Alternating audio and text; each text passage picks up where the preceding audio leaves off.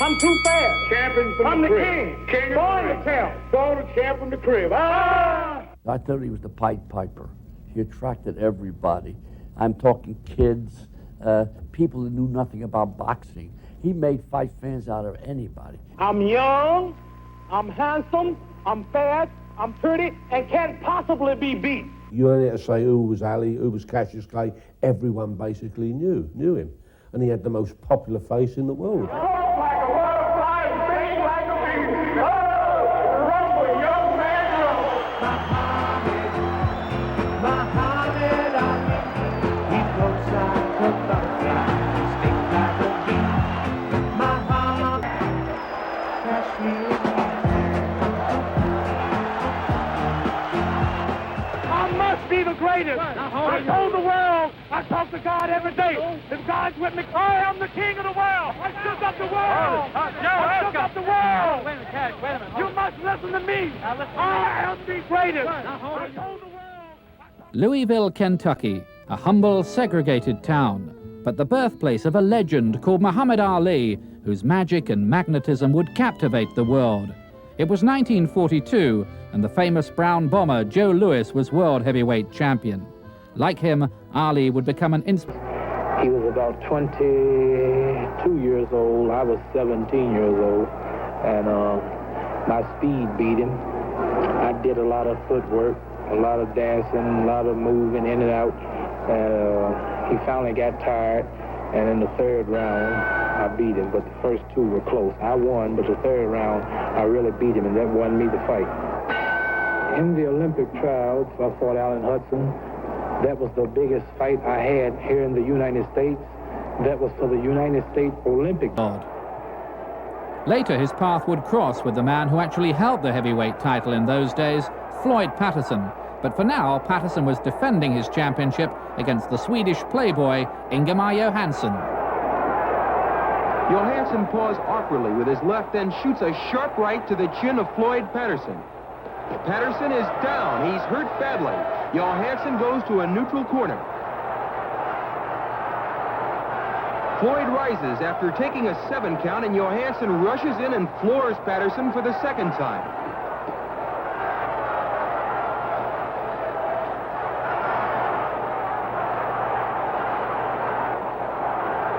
Floyd is up at the count of 8. Patterson tries to fight back, but Johansson puts Floyd down for the third time.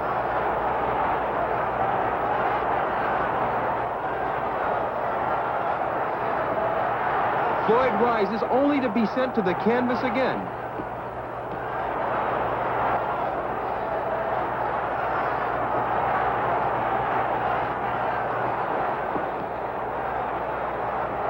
That's the 5th knockdown of this round.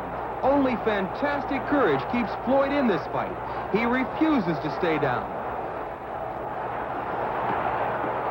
Floyd is smashed to the canvas again, but he won't stay down. As Floyd rises, Johansson moves in and floors the champion for the 7th time, and the referee wisely stops the fight. It's all over. Johansson had delivered the booming right-hand punch the press called Ingo's Bingo. The teenage Clay, of course, was just a very interested spectator in all of this. Patterson, though, was about to disprove that old adage about champions never coming back. For the rematch, Johansson brought his girlfriend with him, and it seems spent more time with her than in the gym. It showed. Johansson's in desperate trouble. Patterson wants to end it here and now. Floyd has waited 1 year for this moment. With a smashing left hook to the jaw, he sends Johansson down for the second time. Patterson, the first man ever to regain the world heavyweight title. Meanwhile, Clay's amateur career was dazzling, and despite a fear of flying, this latter-day Cassius traveled to Rome and conquered to win Olympic gold. He was real determined, and it's hard to beat a guy when you reach the final bout, because it's hard to beat a guy when he has his mind made up that he wants to win. So he was the roughest boy, but for the first 2 rounds I had a little trouble getting started. So the first 2 rounds I tired him out. The third round he was mine. The speed, class and style of this precocious 18-year-old marked him as a star.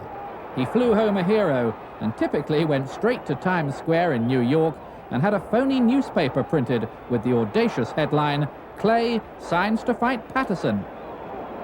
You met the champion, Floyd Patterson, I understand. Floyd, yes, Floyd came by to see me. We had a little talk, but it was a friendly talk, but if possible, I would like to fight in one of these days. So he didn't look at me right, so I didn't look at him right. We were friendly. October 1960, it's Cassius Clay's professional debut. Backed by a syndicate of millionaire businessmen, he's pitched against the cumbersome part-timer Tunney Hunsaker, who mixed boxing with his real job as a police chief. 6,000 fans packed the Louisville Freedom Hall and saw Clay box his way to a points victory.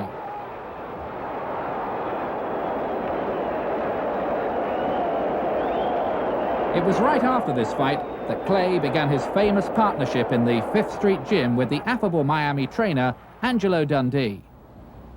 He was the easiest to motivate. He was the easiest to get him to work. He loved to work. People didn't understand that. All that he did on the outside, he did twice as hard in the inside. The gymnasium, the hard work. I used to take care of all the fighters at the Fifth Street Gym, everybody that came in from out of town. And when this kid came in, and he came in with, I think he'd had one fight at all, we already knew all about him. I mean, I know who he was. And he came into the office to get cold shots and so forth. And we'd established a friendship where he'd come in and talk to my nurse or talk to me. And, you know, he was so bubbly, effervescent, so, I mean, he was so incredibly charismatic that, you know, you were drawn to him to listen to his stories. And here was this young guy who was telling you how he's going to be the champion, how he's going to be a millionaire. Hadn't even had 2 fights yet, and he was already counting his money. That you either think, well, the guy's either a big mouth or he really can fight. And then when I went to the gym to watch him train and so forth, I think this guy can fight. Cockily, Clay would predict the round he'd win in, and despite this shock knockdown against the big-punching Sonny Banks, he got the forecast right again, winning in the 4th. They called him the Louisville Lip, or Gaseous Cassius. People do say I'm cocky. Some say I need a good whipping. Some say I talk too much. But anything that I say, I'm willing to back up. And for an example, the other night I predicted that I would knock out this Banks in 4 rounds, and I did. Clay wanted to beat Floyd Patterson's record as the youngest ever heavyweight champ. I'm out to break Floyd Patterson's record. And by this being my 20th birthday today, January the 17th, that leaves me exactly 1 year to reach my goal in order to win this championship. So whoever stands in my path at that time, either Liston or Patterson, one of them will fall. But the heavyweight landscape was changing. The ferocious and chilling Sonny Liston was terrorizing the division, a mean-tempered, malevolent man who'd been to prison for armed robbery and arrested 100 times. In 1962, he and Floyd Patterson met for the heavyweight championship of the world. Liston's only defeat had been in 1954, and he'd since avenged it. Most opponents were beaten before they even got in the ring. He was intimidating, and it seemed indestructible. The Liston hook to the head is the first good punch of the fight.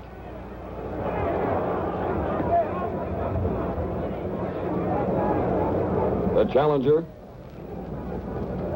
moving in, the champion shaking off the effect of that left hook.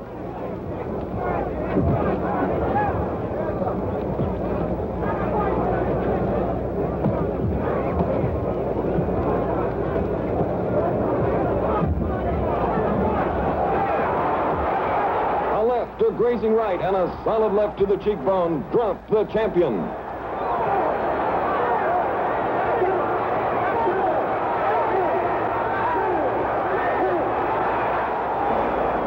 Patterson is unable to tie up Liston in the clinches.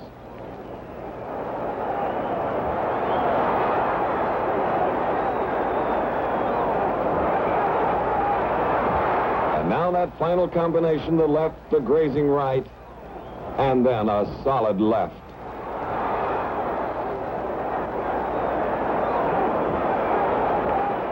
The winner of the new world heavyweight boxing champion, Johnny Liston. Patterson was so embarrassed by this defeat, he left the arena in disguise. Liston was the new champion. Meanwhile, Clay was signed to meet one of boxing's greatest names, the now ancient Archie Moore. It is true that I do a lot of talk, and everything I say, I mean to back it up. And I noticed Archie Moore said that the empty wagon makes... The talk was, of course, carefully choreographed ticket selling, but no one before or since did it like this.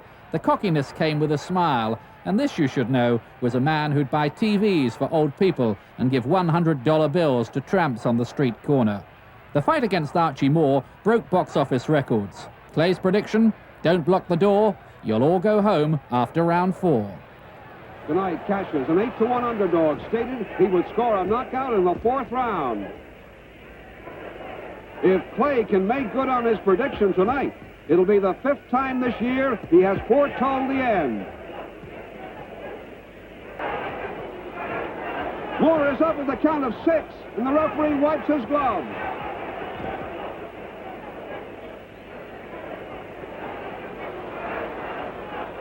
A barrage of leather sends Moore to the canvas.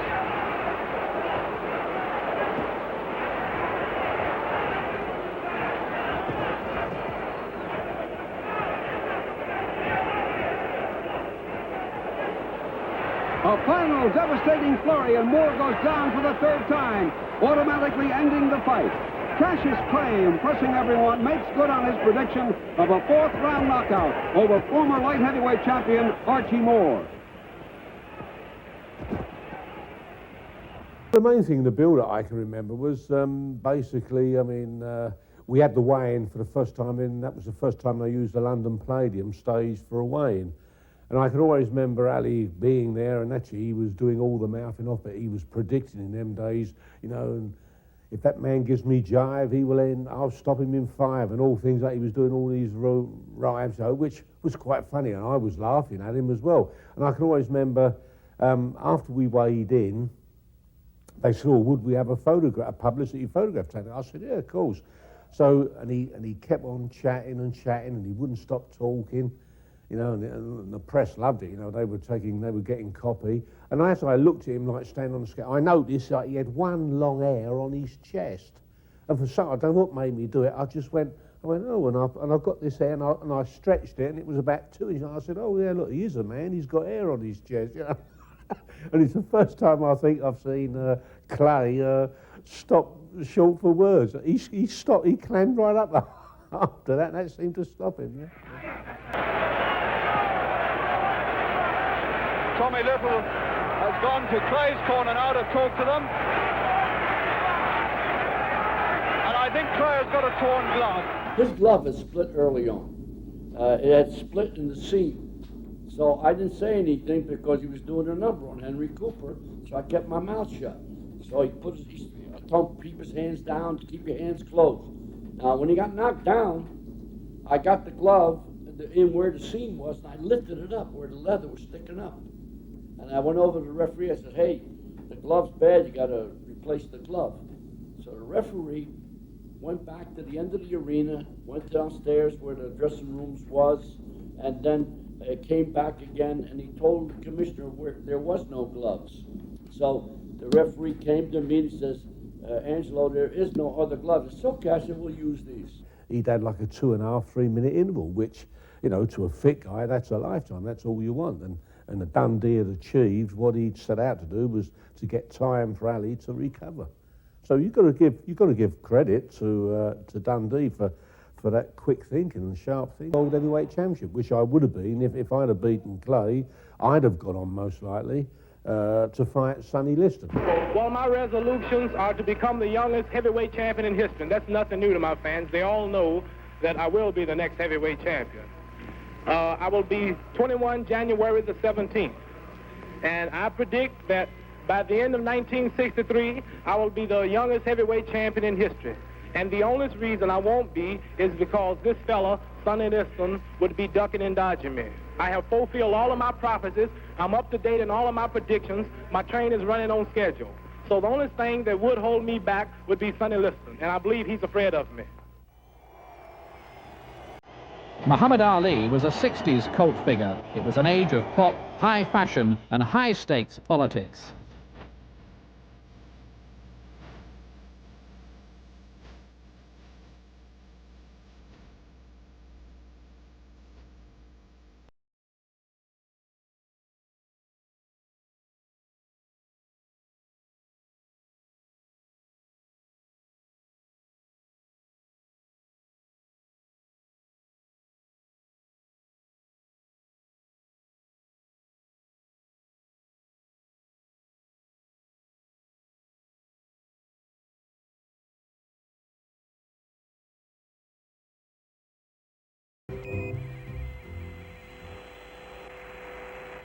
Apollo 11, this is Houston. Radio check, over.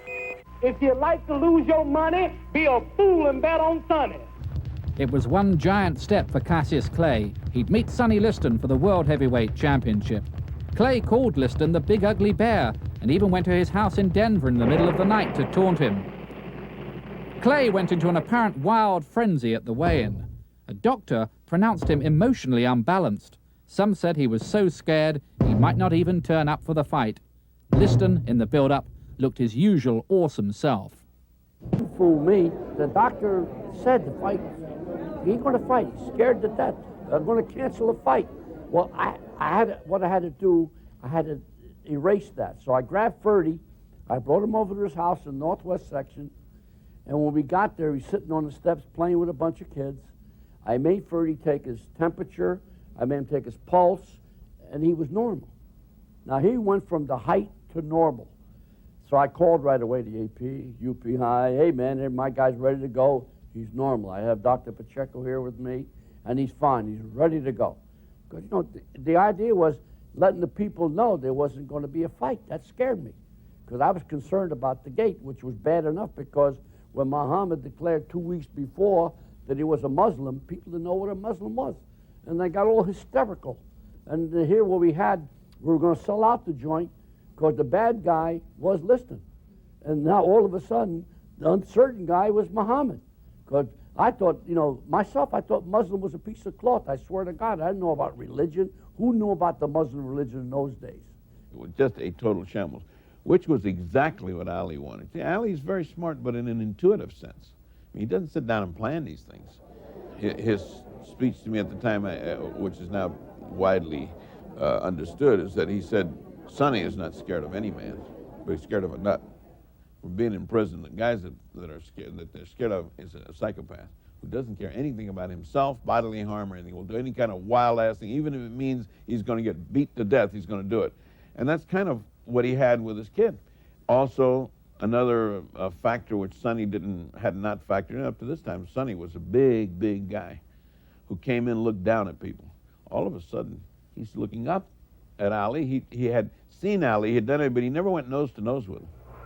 The Miami Beach Convention Hall was only half full. Most fans thought it was a mismatch, and Clay was so convinced someone would try to dope him, he personally refilled his water bottle 4 times in the dressing room beforehand.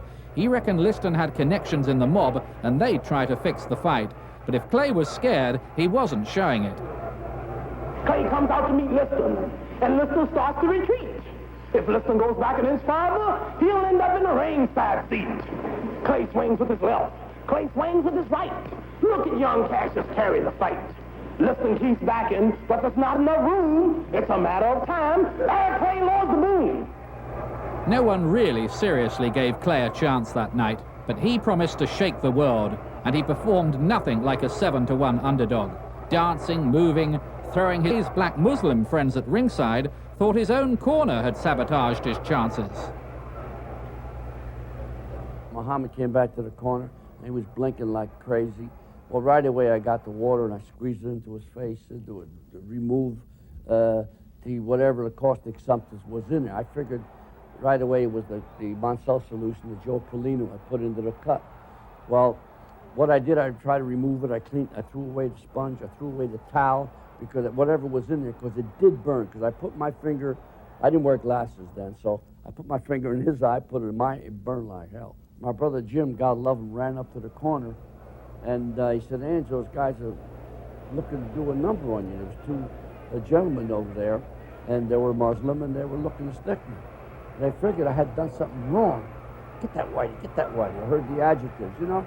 And I said, you guys crazy?